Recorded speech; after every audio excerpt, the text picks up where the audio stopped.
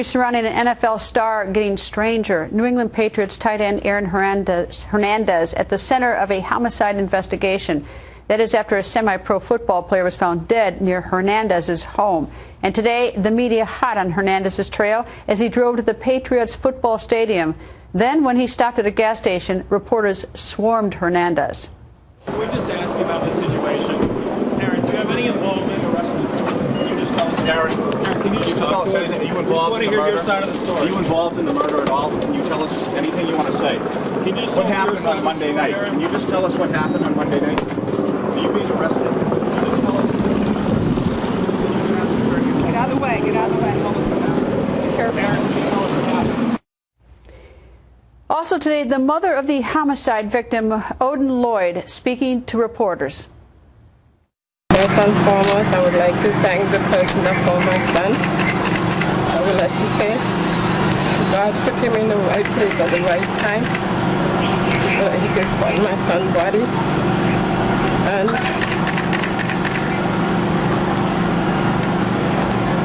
my son is a wonderful child. He's a family guy. He has not done anything to hurt anyone. And all I'm saying to you guys is to please let me grieve my child in peace. I don't have nothing else to say. Boston Globe NFL reporter Ben Volin is here with the latest on the investigation. Ben, good evening, and tell me what is the latest in this investigation, and is there any evidence to tie Mr. Hernandez with this homicide? You know what, Greta, there is actually. Well, I guess the drama of the day was Aaron Hernandez and the video of his car driving away, the footage via helicopter. The real interesting thing to emerge today was police have found a video that shows Aaron and the victim together early Monday morning after a night of going out. And that's important because police estimate that the victim was murdered between 1 and 6 a.m. on Monday morning. And now they have this video that kind of puts Aaron Hernandez together with the victim around early Monday morning, like I said, after a night of going out. So there's not too much of a window now for this victim to have met many other people and for his homicide to have taken place. Obviously, there are also other reports where there were 4 gentlemen seen in the car, including Aaron Hernandez and the victim, and only 3 were seen coming home. There are also reports today that Aaron Hernandez smashed his cell phone and destroyed his video surveillance tapes of his security system at his home before handing things over to police. So, you know, again, the police have not officially listed Hernandez as a suspect, but all the arrows are starting to point in his direction, and it's not a good sign for the Patriots star tight end. When you say that there's a video, you know, do you have any information of where the video's from, or what's in the video? Is it just sort of like a club video, or is there something much more sort of incriminating close to the time of the murder? Details are still sketchy at this point, but I believe the video was the 2 were up here in Dorchester, which is closer to Boston, as opposed to Aaron's home, closer down near the Rhode Island border, and also where the homicide took place. So I believe the video puts them together in a night out in Boston. The video images emerged of them together Monday morning. So Aaron Hernandez was with the victim right before he was killed, more or less. Officials also say that the victim was actually killed in the industrial park where he was found. We're describing it, his bullet-ridden body was found in the industrial park. And police have spent the last 2 days just scouring the industrial park, looking for shell casings and any other clues that can tie maybe a murder weapon to the incident and to any of the official suspects.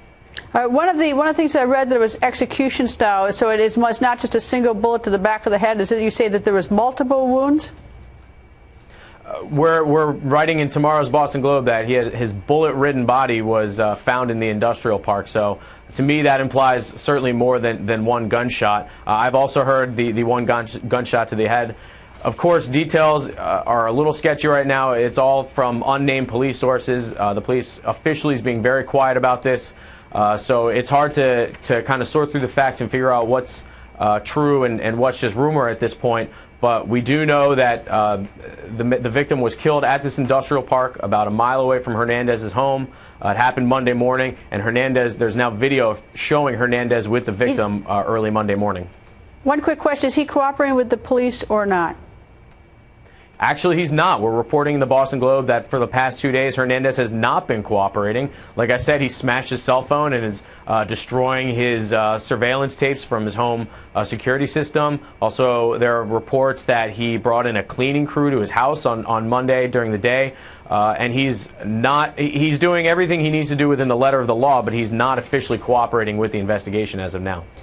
Ben, thank you, and we'll look forward to seeing the Globe's report tomorrow. Thank you, Ben. Thank you. All right, let's bring in our legal panel, defense lawyers Bernie Grimm and Ted Williams. And, of course, actually, Ben is going to stick around with us. Let me ask you first, Ted. Your thoughts? Well, very suspicious activity. I mean, we know that the timeline is very significant and important in this case, and they were together from Friday to Monday. And I was asking Bernie earlier, was there any nexus between Saturday to Monday when the body was found? And from what I understand, that they were also together, according to the reporter here. And when you look at the suspicious activity of destroying a camera or having a cleaning crew to come in that morning, destroying the security system, that's suspicious activity. But I must say that he's smart in shutting up and not saying anything at this stage. Bernie? The only reason he stopped perhaps obstructionist conduct is the lawyer said, sit still, stop talking, and don't do anything. Greta, look at this for an opening statement. Knew the victim, seen with the victim Friday all the way through to Sunday going into Monday.